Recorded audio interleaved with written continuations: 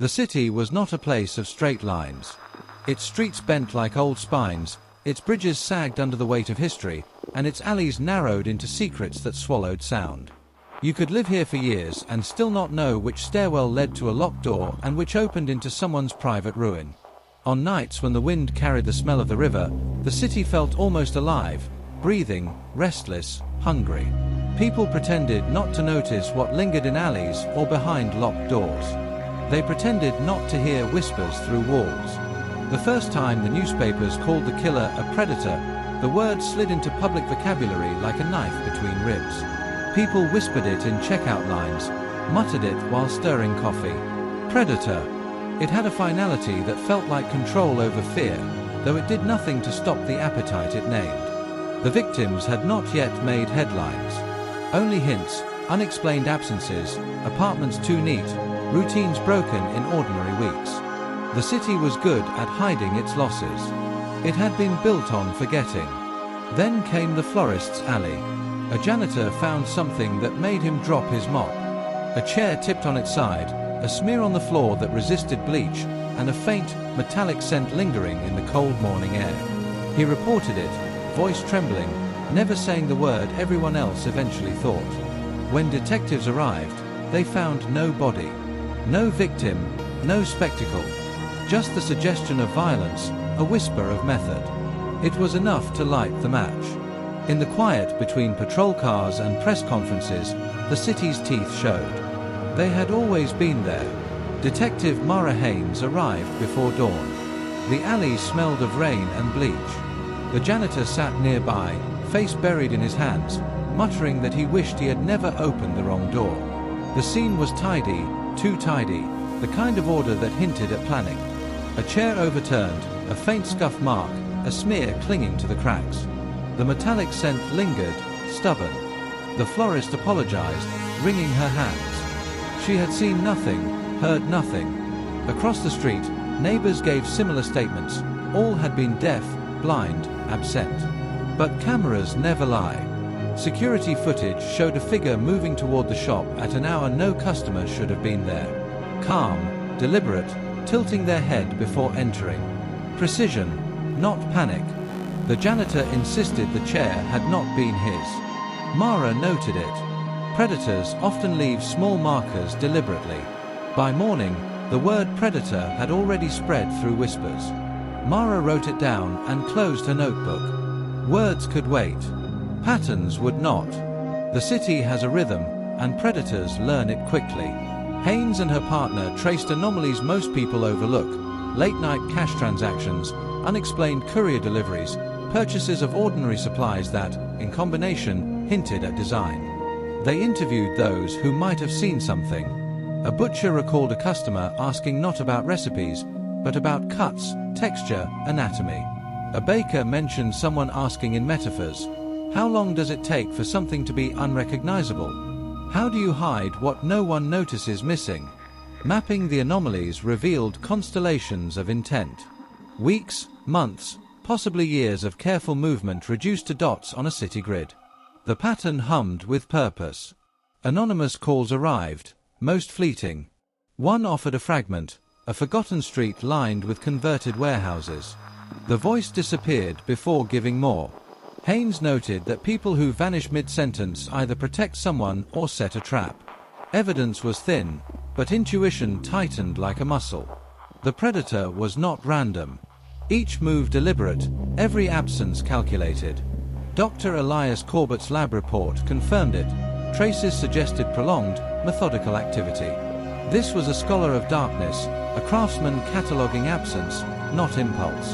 By midweek, the pattern was undeniable.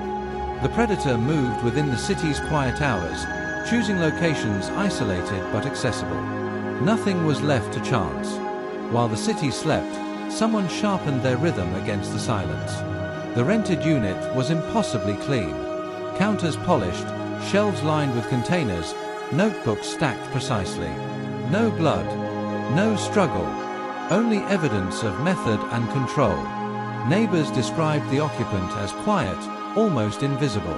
An elderly woman recalled plates left on the stoop, portions measured carefully, labeled for the cat, for the cold evening. Gestures seemingly benign, but under scrutiny, evidence of obsession. The journals contained observations, not recipes, times, textures, temperatures. Every entry meticulous. The predator had built a private laboratory within an ordinary apartment, turning everyday life into careful measurement. Finally, they tracked the man down.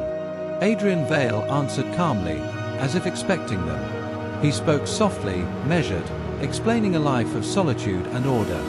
His apartment revealed his truth more than words ever could. Sterilized tools, labeled jars, journals filled with meticulous entries. The photograph tucked into a book disturbed Haynes, a smiling young man, ordinary, unlisted in missing person records. The contradiction was haunting.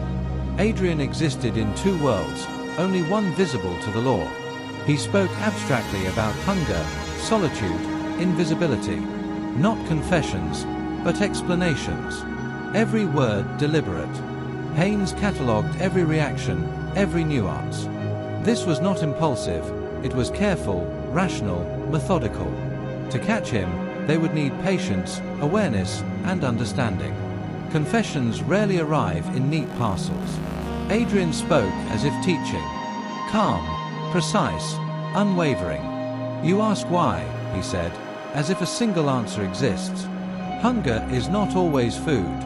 Sometimes it is absence, emptiness, the way the world takes more than it gives. I have measured, observed, participated in a system the city built for me, invisibility. He described childhood, deprivation, and isolation. Solitude was inevitability, not punishment. He explained his routines, the stoop plates, his journals, and tools, framing them as gestures of compensation, evidence of his own internal moral system. Haynes listened without reaction. This predator thrived on control. Showing alarm would feed him. Evidence would bind him, the journals, the meticulous tools, the mapped patterns. Words could not erase the facts. He did not confess in the traditional sense.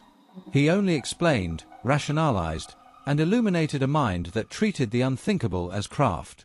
Haynes recorded every detail, every pause, every nuance. When the session ended, the city remained unchanged. Life moved on. The predator's quiet, precise pattern endured, constrained only by law. Haynes left, considering how many maps of human behavior lay hidden, waiting to be traced. The trial was a quiet fever. News vans circled, cameras pointed, but the city barely shifted. People whispered, yet life carried on. The word cannibal appeared briefly, then faded. Haynes stood on a bridge at sunset, watching the river flow. Her partner joined her, coffee in hand. For a moment, no words were needed. The photograph in the journal returned to mind, a smiling face, ordinary yet haunting. She thought of quiet absences that never made the news, darkness the city kept hidden. Not every loss is documented, not every story told. We did what we could, she said. It was acknowledgement, not comfort. Life resumed in small ways, murals repainted, gardens replanted, neighbors sharing food again. The city's teeth remained, but its people kept walking, eyes alert, hearts cautious, refusing to let emptiness win completely.